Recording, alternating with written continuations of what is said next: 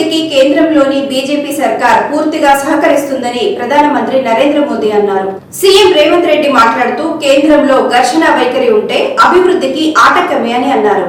అభివృద్ధికి కేంద్రంలోని బీజేపీ సర్కార్ పూర్తిగా సహకరిస్తుందని ప్రధానమంత్రి నరేంద్ర మోదీ పేర్కొన్నారు. ఆదిలాబాద్ జిల్లాలోని వర్చువల్ విధానంలో 6,000 కోట్ల ప్రాజెక్టులు ప్రారంభోత్సవాలు శంకుస్థాపనలు చేశారు.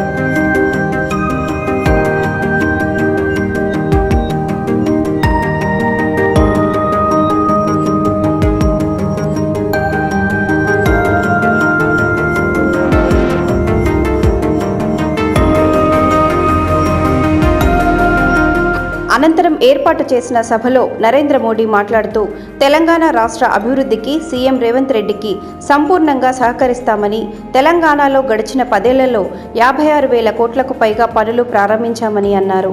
అభివృద్ధిలో కొత్త అధ్యయనాన్ని లెక్కించామని అన్నారు. అంబారి ఆదిలాబాద్ పింపాలకుట్టి రైల్వే ధృవీకరణను జాతికి అంకితం చేశారు. మంచిర్యాల జిల్లా రామగుండంలోని ఎన్టీపీసీ 2వ థర్మల్ పవర్ యూనిట్ని ప్రారంభించారు. सबसे ज्यादा उपेक्षा का शिकार तेलंगाना जैसे इलाकों को ही इसकी मुसीबतें झेलनी पड़ती थी। लेकिन पिछले 10 वर्षों में हमारी सरकार ने तेलंगाना के विकास के लिए कहीं ज्यादा राशि खर्च की है। हमारे लिए विकास का मतलब है गरीब से गरीब का विकास, दलित, वंचित, आदिवासियों का विकास। हमारे इन प्रयासों का परिणाम है कि आज 25 करोड़ लोग गरीबी से बाहर आ चुके हैं। ये हमारी गरीब कल्याण योजनाओं की वजह से मुमकिन हुआ है। विकास के इस अभियान को अगले 5 वर्षों में और तेजी से आगे बढ़ाया जाएगा। इसी संकल्प के साथ मैं फिर एक बार मुख्यमंत्री जी समय निकालकर यहां तक आए, मैं उनका भी आभार व्यक्त करता हूं और हम मिलकर के विकास की यात्रा को आगे बढ़ाएं, इस संकल्प को लेकर के चले। बहुत बहुत धन्यवाद।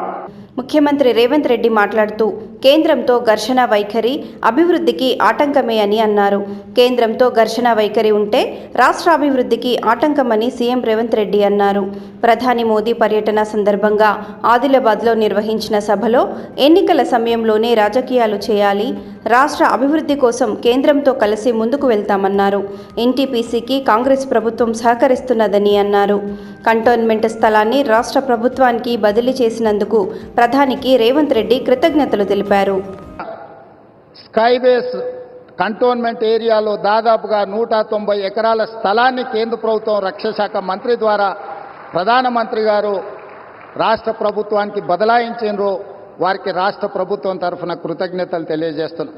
అదేవిధంగా పీయూష్ గోయల్ మంత్రి గారికి కూడా మేము రిప్రజెంట్ చేస్తే టెక్స్టైల్ యూనివర్సిటీని కూడా, టెక్స్టైల్ కాలేజ్ను కూడా ప్రారంభించుకోవడానికి ప్రత్యేకమైన అనుమతులు ఇచ్చిండ్రు ప్రధానమంత్రి గారికి. ఆ విషయంలో కూడా రాష్ట్ర ప్రభుత్వం తరఫున మేము కృతజ్ఞతలు తెలియజేస్తున్నాం.